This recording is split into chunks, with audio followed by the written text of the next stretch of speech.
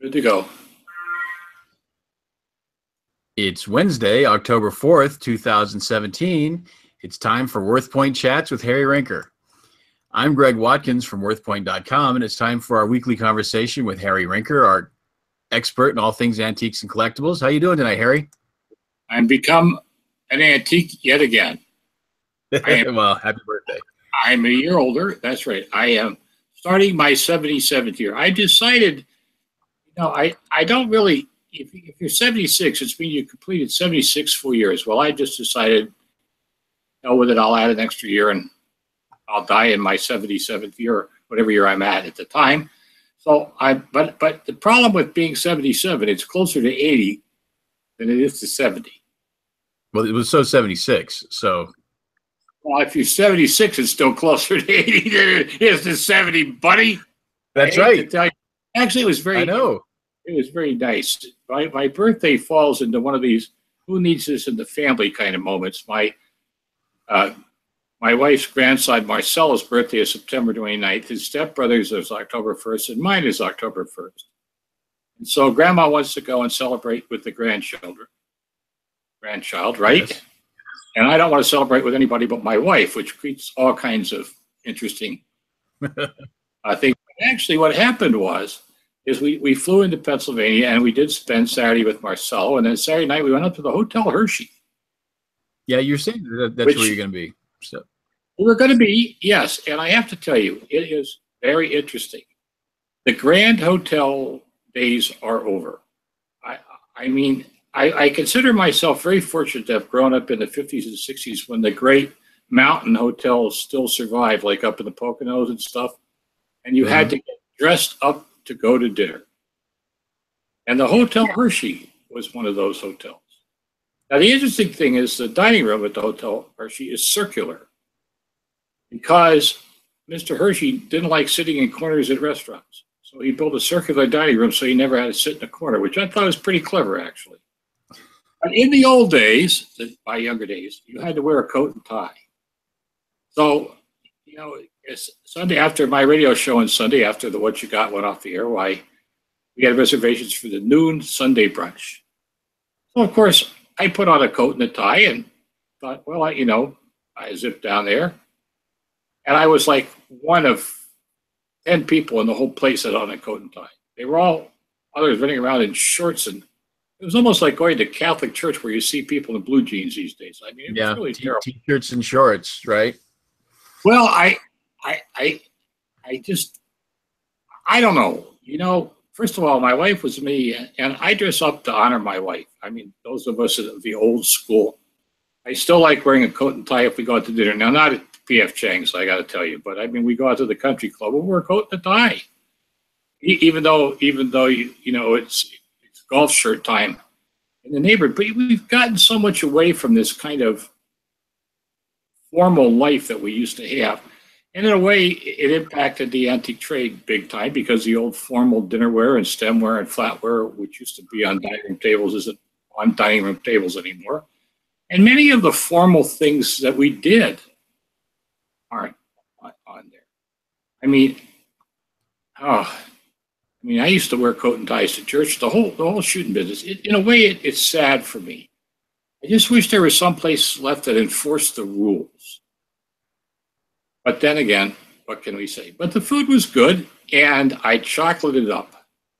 However, in honor of my diabetes doctor, I gave up the Saturday night chocolate bingo event. Now, in the past, I was a whiz at chocolate bingo night. You played for candy bars or bags of candy. Wow. And in theory, you were only allowed to win once, but I took on everybody, and the more I win, the more chocolate I kept. But I will tell you, it's amazing when there's chocolate and everything, but it's good chocolate, so it's kind of fun. But anyway, we did that, and then we stopped at Longwood Gardens. Kind of square, I don't know. That's the big DuPont garden, arboretum and so forth, which is just giddy. But one of the things is, you go back and you drive around Hershey, and you drive through the countryside on down to Longwood, and you get caught back up in that East Coast mentality real quickly. And that is, if it ain't made before 1810, it ain't worth anything. If it's made after 1810, it's not worth anything. Because you're driving by all these colonial homesteads, we're not talking federal homesteads. We're talking about the original colonials, yeah. Yeah, and you drive down past Brandywine and the Battle of Brandywine in the American Revolution, where one of my ancestors actually fought with the Pennsylvania militia. But you get very caught up in that mindset. And one of the really plus things for me moving out to the Midwest, because I live in Kentwood, Michigan, is the fact that it broadened my understanding and horizon a little bit more for that late 19th, early 20th century, even to the mid 20th century stuff. And out here, 1860 is old. Back east, 1860, who wants that stuff? But out in the Midwest, a lot of these towns weren't founded until the 1820s and 30s and 40s. So, it's quite an interesting experience, actually. But I had another interesting experience this week. I think I mentioned on the show that my wife decided we're going to formally entertain in Florida, which I'm all in favor of, by the way. So we bought a wonderful set of Navarre glassware, Fostoria's Navarre pattern, and we got my mother's old Johnson Brothers Ormsby china out. In fact, I bought another service for 12 to replace some of the pieces that were missing, so we can seat about 16 to 18 now if we get to that point. And then she decided we'd have sterling silver, and my attitude is, why eat with silver plate when you can eat with sterling? So working with Barb Jersey, my friend in the estate sale business, we came up with a set of Orem Strasbourg pattern.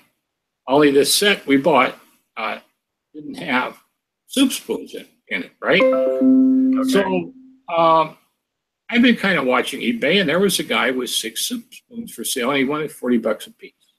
Okay? So I thought, well, $40. I don't want to pay that. Well, in truth, however, and in fairness to the guy asking $40, if you go up to Replacements Limited, they want $70 a piece. So with that kind of money, $40 doesn't seem unreasonable. But me, I'm always kind of the guy that wants to negotiate a little bit, or at least make one offer. So I sent the guy an email and said, look, if you're willing to take $225 and pay the shipping, I'm a buyer, right? Right. I do that, and probably 7 times out of 10, 8 times out of 10, the person says that's fine, and we do business. I got an email back very promptly from the person who said, I work on a tight margin. I don't have that much left in. I don't have a lot in them. A lot of room, right? Right. And I wrote him back a nice note, and I said, thank you very much for telling me your situation. I'm not a buyer at the moment. I don't know if I will be, but I respect the fact that you were honest and upfront with me, okay? Now, I would have liked, even though I don't like counteroffers, because I'm a big fan of this concept that, the dealer sets a price, I tell the dealer what I'm willing to pay, and if he's not willing to take it, I walk away. So in a way, that's what I did. But I was a little surprised he didn't come back with a counteroffer. Somewhere between the 280 he wanted, the 225 I was willing to pay. But he knows his margins, and he's, there are these people that have this type of stuff that have this theory that, hey, this customer doesn't buy it, that's too bad. There'll be one coming along. Except that he just relisted them for another 28 days. So I'm going to follow what I call my tracking policy. Oftentimes, if I see something in an antique mall or at a show or wherever, and it's not priced what I want to pay or near what I want to pay, I'll watch it. And and dealers are so idiotic. They bring the same stuff back time after time with the same prices on it, and after seeing it at 3 or 4 shows, they can't sell it. The same thing happens in antique malls. If I pick up an object and there's a ring of dust underneath it, right? You can see dust around it, the thing where it's there. Right. I'm not going to pay list price for it. All that does tells me is they can't sell it. So I'm going to track these things, and we'll see what happens. And I may write him again and say, hey, I see you've had them up there for a couple months, and this is my offer again. You can say no again if you want. But right now, money in hand is better than that money you're paying eBay to relist them every month. We'll see. So it's an interesting kind of thing. Well, we have a couple of very interesting objects and with interesting stories attached to them. One of the problems in the antique trade is once somebody gets a number in their head, it's very hard to shake it. One of my favorite stories is I got a call from a woman that when I was back in Pennsylvania, now this has got to be 25, 30 years ago, and said, I have a tall case clock I want to sell. Oh, it was a Bethlehem, Pennsylvania tall case clock I want to sell. And I went over to look at it, and I said to the woman, how much do you want for it? She said, make me an offer, which, you know, if you're in this business, that's like asking for a free appraisal. You just don't do that to me. So I said to her, well, I'll tell you what, here's some people you can call. You can do your own research work. But I said, when you know what you want for the clock, you know, give me a call. And if I'm interested, I'll pay it. If not, I'm there. So she must have called 3 or 4 dealers. And dealers get pissed off. They know when somebody's, you know, make me an offer, which means they're not going to sell it to you because they think, well, if he's willing to pay that, the next guy's willing to pay more, right? Yeah. So about now, just real quickly, at the time, this clock was worth about $2,500 to $3,500. All right. Mm-hmm. Well, about 2 weeks later, I got a call from the woman, and she says, "I'm ready to sell my clock. I want $25,000 for it." I said, "What?" "No, I want $25,000 for it." He said, "Ma'am," I said, "you're talking about a $2,500, $3,000 clock here." I said, "Where did you get that number?" She said, "Well, a very reputable dealer came by, and he looked at my clock, and obviously he could tell the woman wasn't going to sell it. So she said to him, make an offer." And so he did what we call disparage the price. What he said to her was very simple. He said, "You know, that's a fabulous, really great clock. You know, if I had the $25,000 to take to buy that clock, by gosh almighty, I'd do it, but I'm sorry, I don't." He left. But he put that number in that lady's head. And it was embedded, you know, with chiseled in stone. She died. I'm sure she died with a clock.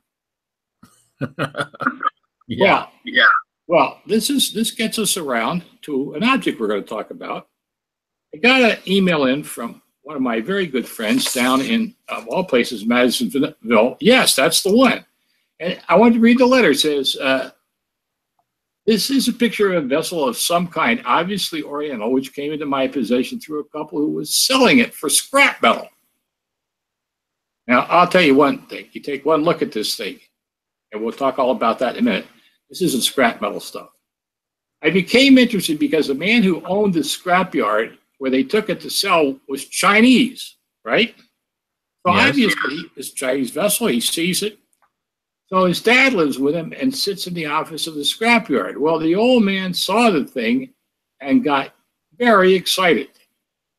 So he offers the couple several $100s, I think about $400, he told me, right? Yeah. And the couple said, "No, we'll take $600." Because the theory was, well, if he thought it was worth $400, he's a scrap dealer, it's got to be worth at least $600, right? Right. So they beat up on the old guy, and the old guy said, "Look, here, you have my offer. You don't want to sell it. I'm going to withdraw it. You've insulted me." And he went back inside, and he wouldn't talk to them anymore. Okay? Yeah. So my friend steps in the picture, and guess what? He bought the thing for $25. Now, this is the problem. Now, you know, they could have made $200, $200 or $400 real quick, right? Right. And they wind up selling it for $25 because nobody else will offer them a couple $100, right? Yeah. Well, they got greedy.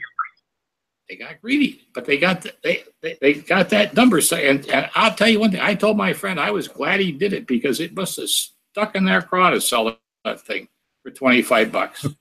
Yeah. Now, the question is, whether you know anything or not about Chinese metal, all right? Yeah. Would you pay 25 bucks for this? And the answer is you'd be a fool if you didn't. I mean, you'd be a fool. If you saw it for 50 to 75 bucks, you'd be a fool not to pay it. When you don't know anything about an antique or collectible, there is a time when gut instinct has to take over, right? And work for you. And I will tell you, you take one look at this piece and you know it's not a mass-produced piece for the general marketplace. The workmanship on this is exquisite. Look at this picture. Look at that Greek key design beneath that very abstract bird. Yeah, I love that. I mean, yes, that is high-quality workmanship. Look at the bottom rim with the swirls. You know, you go back to that first picture and look at the handle, okay? And it's just, I mean, it's just a fabulous piece. I mean, this is, if you're going to take a risk that something is worth more than being asked for it, the person's asking 50 or 25 or 50 bucks for it, man, this is the piece you take the risk on, all right? Now, all right, so he doesn't know anything about it. The piece came with no provenance, no history at all, right? Right. Except for the fact that you can see this and you want to know, you know, it's there. Well, it's got a mark on the bottom, right? Mm-hmm. Now, first of all, I went up on the internet to try to find out about this mark, okay? And there are internet sites for Chinese silver marks, but this isn't silver. This is pewter, lead and tin, or some kind of metal, but certainly not silver. And there are Chinese silver marks, and obviously none of them look like this. What this looks like is a mark that you find on the bottom of China on porcelain, right? And a lot of the marks on the bottom of porcelain are not manufacturer's mark, but they're dynasty marks, okay? Yes. So after tolling around the internet and hoping I could find a list of metal stamp marks, I thought, well, okay, I'm going to go to probably the best known site for Chinese marks, Gothenburg.org, I believe it is, G-O-T-H, Gothenburg. But anyway, it's a Swedish site, but it is fabulous for identifying Chinese porcelain marks, seals, and anything else you find up there. So, you know, you figure, well, how old is this thing? Well, you know, there's no provenance or something, but my guess was 20th century. So I started scrolling down the thing. Now, this site's so sophisticated that you got to go through dynasty by dynasty and sub-dynasty and sub-sub-dynasty and so forth. And I'm scrolling down. Well, I started actually around 1900, hoping I would get lucky and catch an early mark. And I go down, I go down, I go down. I can't find it. And I finally get down to the 1930s, 40s marks. And I didn't see anything the first time through that looked like it. But I'm a clever guy. I thought, okay, what I'm going to do is I'm going to take that mark on the lower right that looks like an L. Yes. You got that one right there. Yep, that's right. I'm going to look for any mark that has that anywhere. And I found one. At which point I came to realize that the guy who took the picture didn't know which end was up, and that mark is upside down. So we're going to reverse it here to this. At which point, ta-da-da, I found an equivalent mark indicating that it's from the great Ding Qiaolong, Qiaolong,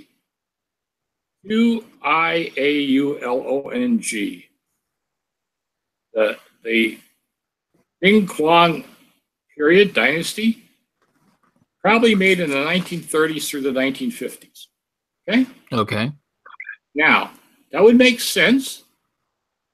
That would make sense that somebody was over there, possibly right before the war or right after the war, and somebody made him a present of this piece. The tragedy is it's not maker's marked. You know, this is a dynasty mark on the bottom. Right. But I don't really care. I think I mean, to someone with a knowledge of Chinese material, this has got to be a multi-$100 piece.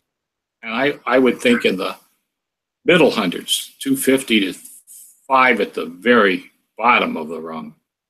But it's just now the thing about it is that the friend who sends me these things, I got to beat him over the head. You're going to love this one. Does not include sizes, which just drives me bananas because you don't know whether you're looking at a Right. the size that of could be a 2-inch diameter or a 10-inch diameter. Is it so big you could use it as a chamber pot? I don't know. Or is it some dinky little thing? Well, it looks like it's about 8 or so inches, but it's just really nice. It's just a real good reminder that quality is always counts and quality is always collectible. Seriously. So anyway, that's a fun story about that one, right? Yeah. That's cool. Yeah, it is cool. Got an interesting email in from a person with a bit of a dilemma. Okay. He has the person that wrote in says, I've got a brother in poor health, but is a rabid New York Yankees fan. Already I like this guy. Well, now I know you're a Braves fan, but here's the deal. No, I'm a Giants fan. Oh yeah, that's right. I'm sorry. Well, you're not in the playoffs this year, buddy. No, we're but anyway. In fact, you didn't lose enough games to get the first pick. The Tigers beat you out. We can't do anything right. No, that's right. But anyway, well, back in 1950, I was a Philadelphia Phillies fan when the Yankees played the Phillies in the World Series and beat them 4 straight. And I decided that I don't like rooting for losers. And if you were a Phillies fan, you lost more than you won. Now, it's not that you don't lose occasionally as a Yankees fan, but I'll be darned, we've had a lot better track record since 1950 than the Phillies have had. That's true. So anyway, I said, now, here's the deal. He has a collection of around 300 books dealing with anything Yankees, a variety of autographed pictures of every yearbook since they started printing them in 1950. Okay? Now, at any rate, 2 questions. Is there any value to such a collection? Interesting problem. Where does the value rest? Go ahead. I was going to say it's going to rest with Maris and Mantle. Well, it will to some extent, but it raises a bigger question. Is a collection worth more broken apart or kept together? Because in any collection, 80% of the value is at about 20 to 25% of the objects. Okay, the top valued stuff. The rest is junk.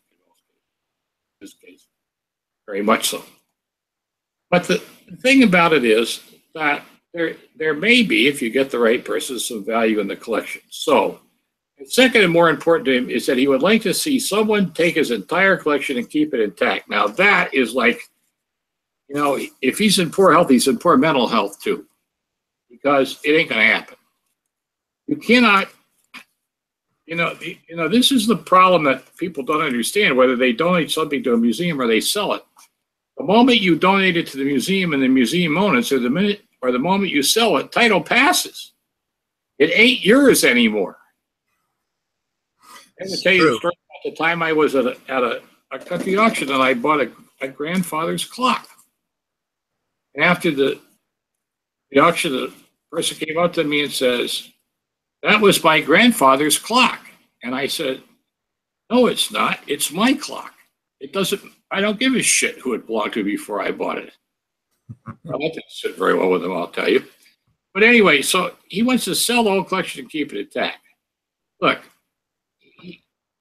he says libraries might take some of the books and file them on the Dewey Decimal System, and they won't take the other material, and they won't stay together in a collection.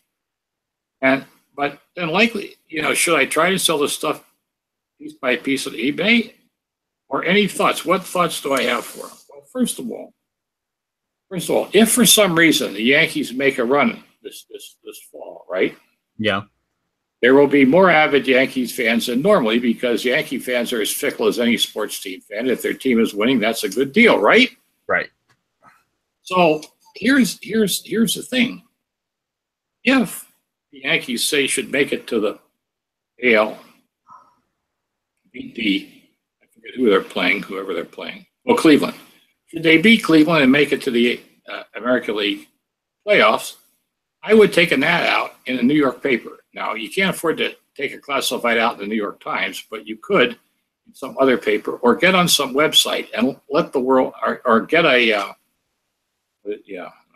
drawing a blank. This is what happens when you get old. Craigslist, not Craigslist. No, that's not right. Is it Craigslist? Craigslist. Yeah.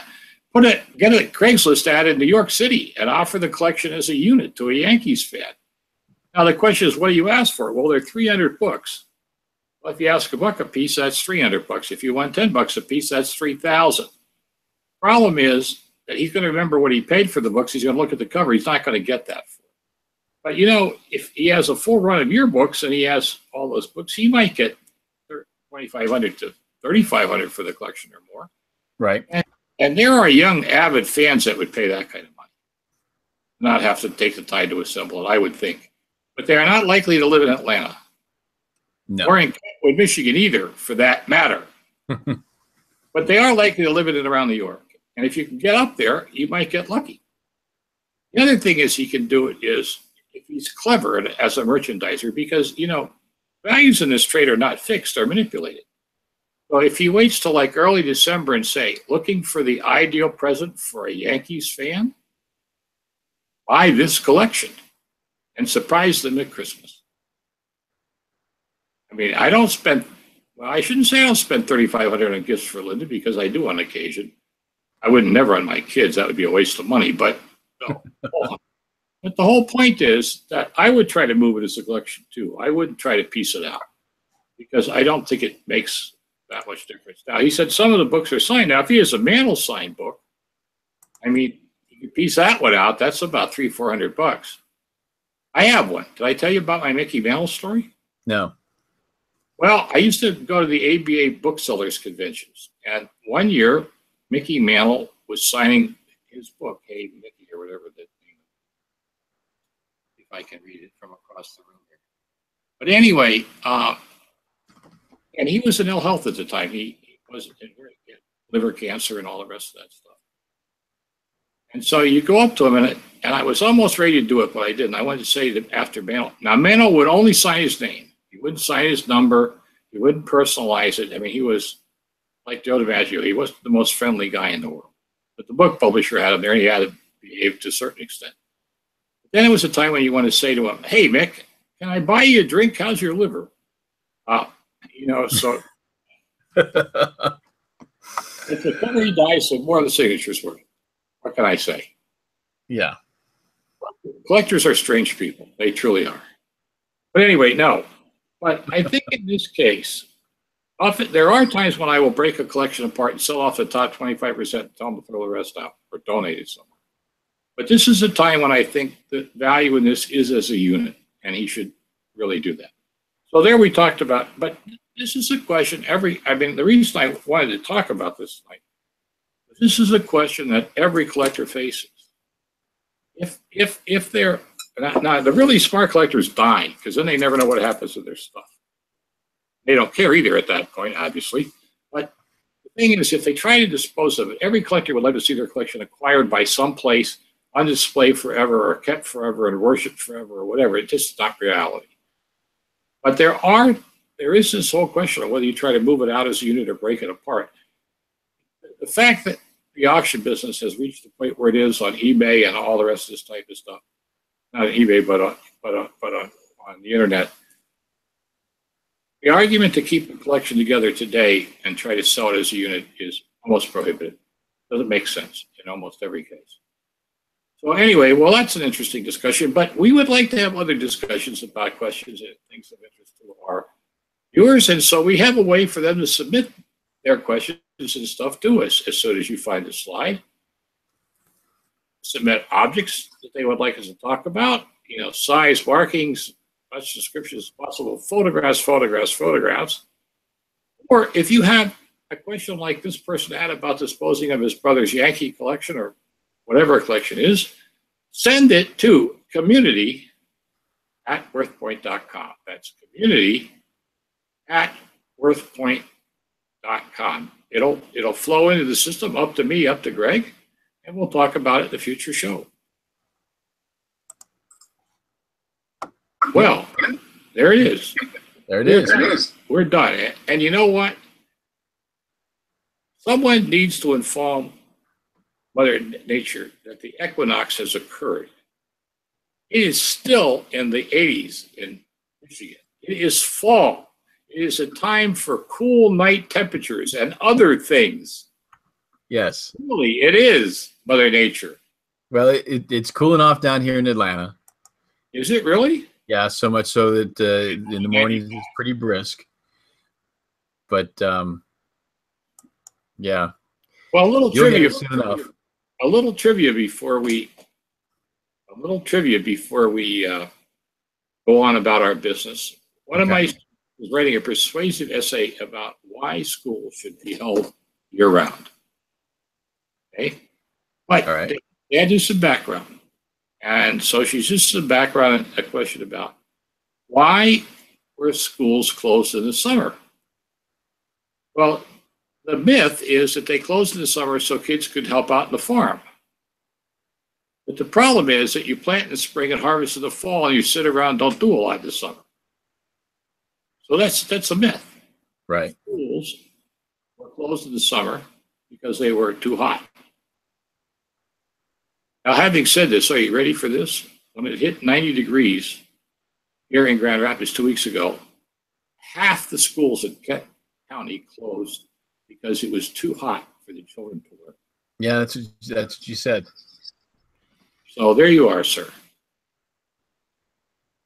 But your school's fortunately air conditioning, and you can go to school in August. Is life good or what? This is true. We do start the first week of August and get out May 10, something like that. Your school year ends in May 10th. That's better than most colleges. Yeah. Yeah. Wow. All right. Well, that makes for long vacations. It does. Yeah. No, it doesn't because you start in August again. Well, yeah. And, Well, and they're starting now to have a fall break in some counties here. All right. So Well, last week in several counties around here, they had a whole week off last week of September. Not in your district, however. No. We had to stay in. No. But Anyway, we get a full week for Thanksgiving and 2 days of Christmas. In Michigan, there's a state law. School cannot start until the Tuesday after Labor Day. And that law was passed because of the tourist business in Michigan. And they needed the kids to work.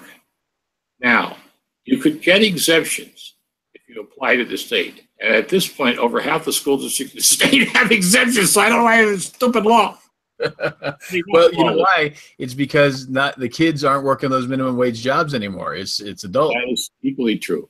Well, anyway, we've extended this show with this inane trivia again, but nevertheless, I always think this stuff is interesting. So you have a good week, buddy. We'll talk next week. I will. You too.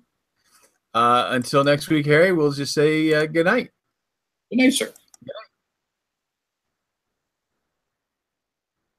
I don't know what's happening, but we'll say good night anyway.